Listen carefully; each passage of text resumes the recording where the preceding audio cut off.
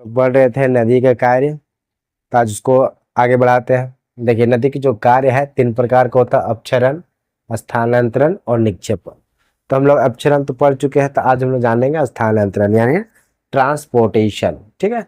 तो देखिए, जो नदी की जो जल धारा, ठीक है, नदी की जो जल धारा के द्वारा जो कटाव होता है, ठीक है, यानी कटाव से जो प्राप्त पदार्थों को नदियां बाहर ले जाती है, उसी को हम क्या कहते हैं? ट्रांसपोर्टेशन यानी स्थानांतरण कहते हैं। ठीक है। देखिए, जो स्थानांतरण जो होता है, यह भी जल की जो मात्रा है वो वेग पर निर्भर करता है। जो स्थानांतरण जो होता है यानी ट्रांसपोर्टेशन जो होता है, वो क्या देखा जाता है? जल की जो मात्रा और वेग पर निर्भर करता है कि कितना स्थानांतरण होगा। ठीक है। नदी के जो परिवहन जो शक्ति है, उसके वेग के छठे घात के समानुपात होता है। यानी जो स्थानांतरण जो होगा, जो नदी का जो जल का जो धारा का जो बहाव होगा, यानी जो वेग होगा, उसके यानी छठवें घात के समानुपात होगा। ठीक है। यानी हम इसको कह सकते हैं, नदी की जो वेग है यानी दो मान के चलते 2 गुना है, तो जो परिवहन जो शक्ति होगा नदी का वेग का छठवां घात के अनुसार होगा। ठीक है। यानी 64 गुना होगा। ठीक है। यानी इसको हम कह सकते हैं छठे घात का नियम भी हम इसको कह सकते हैं, यानी 6 पावर लो कह सकते हैं। ठीक है। अब समझते हैं जो स्थानांतरण होता है 4 प्रकार के होते हैं।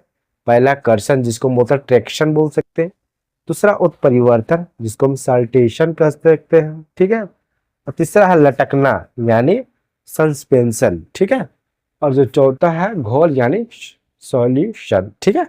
अब सबसे पहले हम लोग जानेंगे जो ये है कर्षण। कर्षण क्या है? देखिए, नदी द्वारा जो काटे गए जो भारी टुकड़े होते हैं, नदी के जो तली के साथ लुढ़कते हुए चलते हैं, उसी को हम क्या कहते हैं? कर्षण यानी ट्रैक्शन। ठीक है। ट्रैक्शन यानी कर्षण कहते हैं। यानी जो जल के धारा के साथ वो जो स्थानांतरण होता है, तो जो तली होता है, तली में जो पदार्थ जो जल के साथ जो बह के आते हैं, वो क्या करता है? लुढ़कते हुए चलते हैं, उसी को हम क्या कहते हैं? कर्षण कहते हैं। ठीक है। अब समझता है उत्परिवर्तन यानी साल्टेशन। ठीक है। इस विधि में क्या होता है? चट्टानों के अपेक्षाकृत जो चट्टानों से अपेक्षाकृत क्या हो, छोटे कण होते हैं। ठीक। छोटे कण जल के साथ नदी के तली पर उछल उछल का स्थानांतरित होता है। ठीक है। यानी चट्टान से जो छोटा जो कण होता है, वो क्या करता है? जो नदी की जो तल है, तल में उछल उछल का स्थानांतरण होता है, उसी को हम क्या कहते हैं? उत्परिवर्तन। अब समझते हैं जो लटकन विधि जो होता है, लटकन यानी सस्पेंशन, ये क्या होता है? ये भी स्थानांतरण का विधि है। ठीक है। चट्टानों का अत्यंत महीन टुकड़ों जल में लटकते रहते हैं। ठीक है।